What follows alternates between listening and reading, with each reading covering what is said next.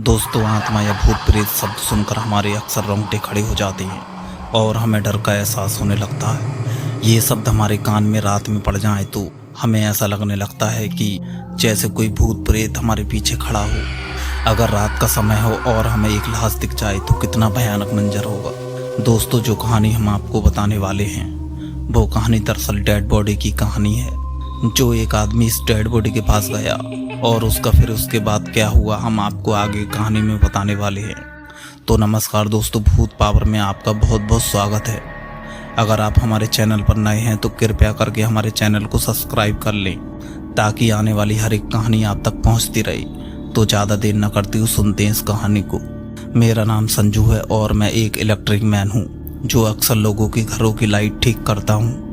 मुझे इस लाइन में काम करते करते लगभग 10 साल बीत चुके हैं, इसलिए मुझे बहुत से लोग जानने लगे हैं। जब भी किसी के घर में लाइट ख़राब हो जाया करती थी तब वह मुझे फ़ोन करके बुला लिया करती थी।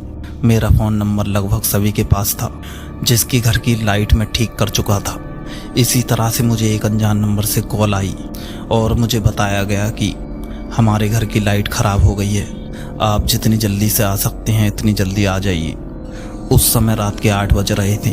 मुझे जो एड्रेस बताया गया था वह एड्रेस मेरे घर से लगभग 25 किलोमीटर दूर था। मेरा खाना खाने का समय हो रहा था। मैंने अपना खाना छोड़ा और कुछ पैसे कमाने के लालच में मैं अपने घर से निकल पड़ा। मुझे 1 घंटा लगा इस एड्रेस पर पहुंचने के लिए जो एड्रेस मुझे बताया गया था। मैं कैसे न कैसे करके इस पते पर पहुंच ही गया। मैंने देखा कि ये घर एक सुनसान जगह पर बना हुआ था जहाँ पर ना तो कोई बसियत थी और ना ही लोगों की चहल पहल थी। फिलहाल मुझे इस चीज़ से क्या लेना देना था, मुझे सिर्फ अपना काम जल्दी से करके यहाँ से निकलना था। मैंने इस घर का दरवाज़ा खटखटाया लेकिन दरवाजे की खटखटाहट सुनकर कोई भी दरवाज़ा खोलने के लिए नहीं आया। मैं लगातार दरवाज़ा खटखटाता रहा और फिर एक बुढ़िया दरवाज़ा खोलकर बाहर आई। मैंने इस बुढ़िया से पूछा, क्या आपने मुझे फ़ोन किया था? क्या आपके घर की लाइट ख़राब है?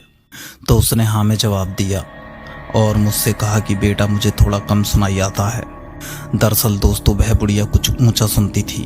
उसने मुझे घर में बुलाया और लाइट ख़राब होने की बात मुझसे करने लगी। घर में लाइट ख़राब होने के कारण पूरे घर में अंधेरा ही अंधेरा नज़र आ रहा था। बुढ़िया ने मुझे एक टॉर्च दी और मैं उसके सहारे लाइट की तारें चेक करने लगा, लेकिन मुझे कहीं पर भी फॉल्ट नहीं मिल रहा था। मुझे इस घर में फॉल्ट ढूंढते ढूंढते लगभग 11:15 बज चुके थे। मैंने बुढ़िया से कहा कि आपके घर में जो शॉर्ट सर्किट हुआ है वो मुझे नहीं मिल रहा है, मैं आपके घर की लाइट सुबह ठीक कर दूंगा। लेकिन वह बुढ़िया नहीं मान रही थी क्योंकि उसे लाइट की बहुत ज़रूरत थी। बुढ़िया ने मुझसे कहा कि बेटा घर में लाइट नहीं आई तो मैं भूखी मर जाऊंगी। लाइट के जरिए वह अपना खाना बनाया करती थी और घर में पानी भी नहीं आ रहा था। बाद में बुढ़िया ने एक रास्ता बताया कि घर के नीचे एक तहखाना है जहाँ पर बिजली से संबंधित कल पुर्जे लगी हुए हैं, कहीं वहीं से तो शॉर्ट सर्किट नहीं हुआ है।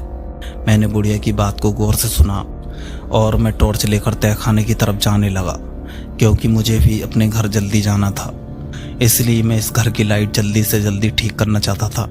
यह तहखाना घर के पीछे के दरवाजे के नीचे था और इस तहखाने के दरवाजे पर ताला लगा हुआ था।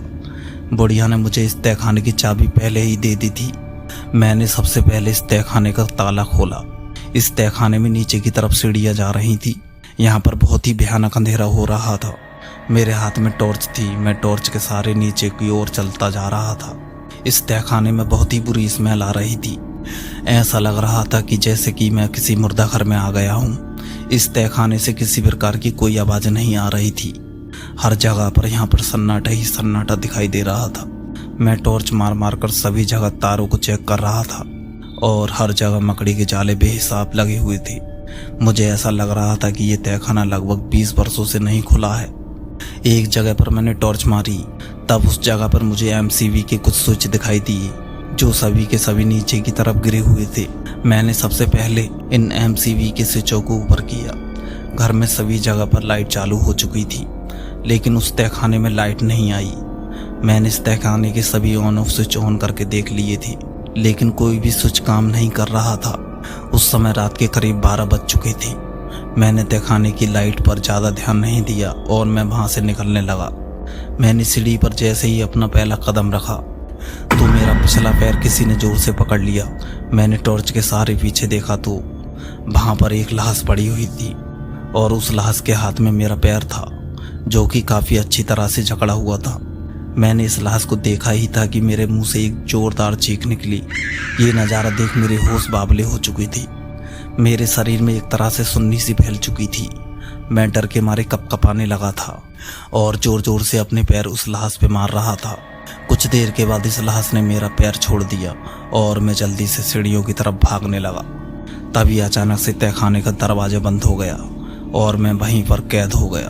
अब मेरे पास सिर्फ दो रास्ते थे, या तो मैं खुद अपनी मौत को कबूल कर लेता या फिर मुझे इस चीज़ से लड़कर मरना था।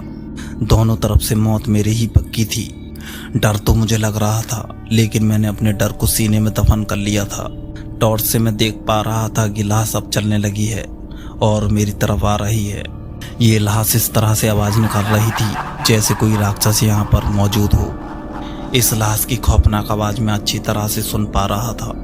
इस मुर्दा लाश से मैं बार बार बच रहा था, लेकिन ये लाश मेरी खून की प्यासी हो चुकी थी। वह किसी कीमत पर मुझे मारना चाह रही थी।